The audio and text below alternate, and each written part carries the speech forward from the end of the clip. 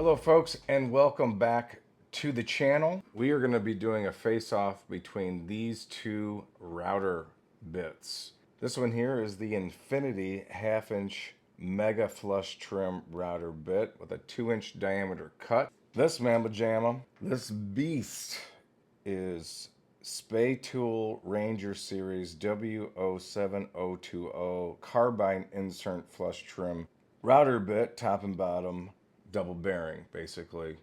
Each of these costs $129. This one here is my always go to. This one here is my what is this going to do? Let's just see how the sawdust flies. Ah yes, Harbor Freight super glue. Well, I am prepping the body blank to accommodate this template.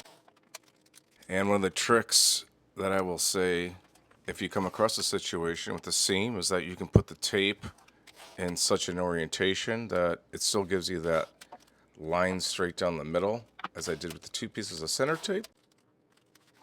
And I kind of overdo it on the accommodating template just because I deem it important. And then here we go, we attach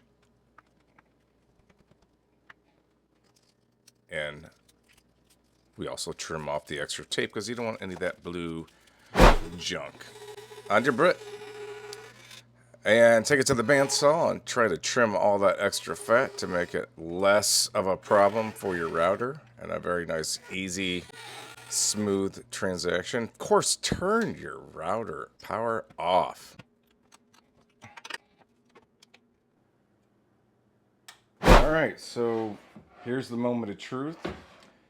I'm going to do my favorite bit just so I know exactly how it feels, and then we'll do the other bit and find out which one's better. Here we go. Dust collection is extremely important.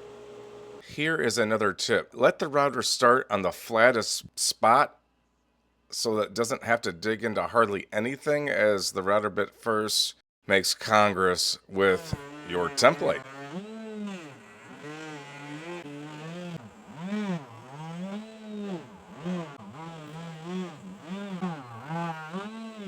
Alright, so first one is done with the Infinity.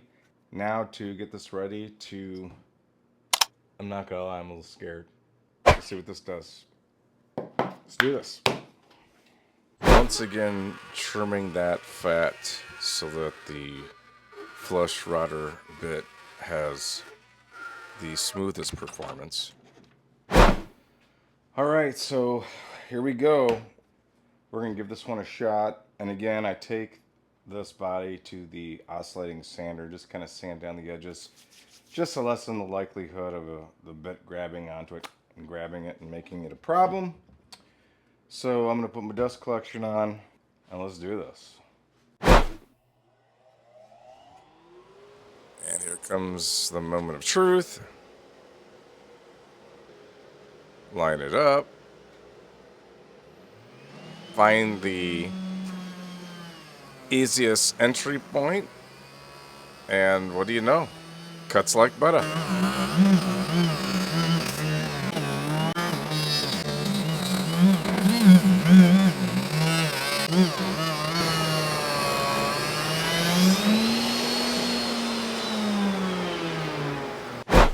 Alright, so the test is over. My old standby Infinity and this new monstrosity. It looks way more intimidating than it actually is. A few things that I should go over really quickly is that this cylinder is not as thick as this one, so they will be spinning at different speeds. But I will be honest with you, I think I'm going to start using this one in its place. And part of the reason is, though they are the same price, these have these bits, these blades that are, you're able to turn them and it basically resharpens the blade, and it looks like up to 3 times. So this bit does just as good a job as that one. I love the Mega Flush bits. In hindsight, I wish I got the one that was not as thick. Both bits are great. Again, you can use this one 3 different times, and that might come really in handy if you are out in a rural area where you don't have access to someone that can sharpen these, or you have to send it in the mail or what have you. You can do that pretty much on your own.